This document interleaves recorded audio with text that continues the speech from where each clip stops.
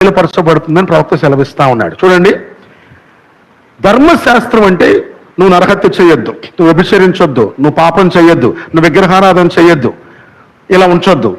Same వర్తమానంలో పొట్టి బట్టలు వేసుకోవద్దు, లిప్స్టిక్ వేసుకోవద్దు, మేకప్ వేసుకోవద్దు, జుట్టు కత్తిరించుకోవద్దు, ఆభరణాలు పెట్టుకోవద్దు, సంఘశాఖలతో సహవాసం చేయొద్దు. ధర్మశాస్త్రం మంచిదే.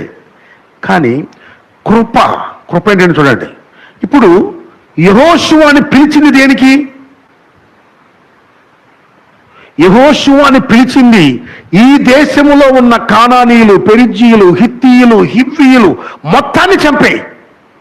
కృప అంటే నరికేయటం, చంపేయటం, పాతెట్టడం. ఆలోచించండి, కృప అనే దానికి మనోళ్ళ మీనింగ్ ఏంటి? పాత నిబంధనలో దేవుడు ఏం తప్పు చేసినా కొట్టేవాడు, కొత్త నిబంధనలు అంతా క్షమించటం. యేసయ్య క్షమించే దేవుడు, ఏ పాపం చేసినా క్షమించే దేవుడు. అది కాదు కృప అంటే. కృప అంటే పాపాన్ని చంపే సామర్థ్యం ఇవ్వటం. పిల్ల అర్థమవుతుందా? కృప అక్కడున్న కానానీయులు చిన్నవాడు మొదలుకొని పెద్దవాడి వరకు మొత్తాన్ని చంపేసే పవర్ ఇచ్చింది అక్కడ.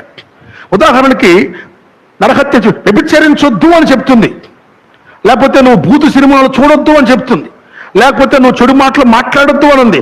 వాడికి మాట్లాడొద్దు అని ఆశ ఉంది, కానీ చేసే శక్తి లేదు. కృప వస్తే వస్తుంది, ఆ లోపల వాంఛను చంపే శక్తి ఇస్తుంది. పిల్ల హల్లెలూయా, హల్లెలూయా. ఆ తాగుడిని చంపే శక్తి, లేకపోతే వ్యభిచారాన్ని చంపే శక్తి, ఆ భూతులు మాట్లాడే శక్తి, మొత్తాన్ని చంపే శక్తిని ఇస్తుంది కృప. అర్థమవుతుందా? సంఘశాఖలు అర్థం చేసుకున్న కృప ఏంటి? అది కాదు. యేసయ్య ఏమండో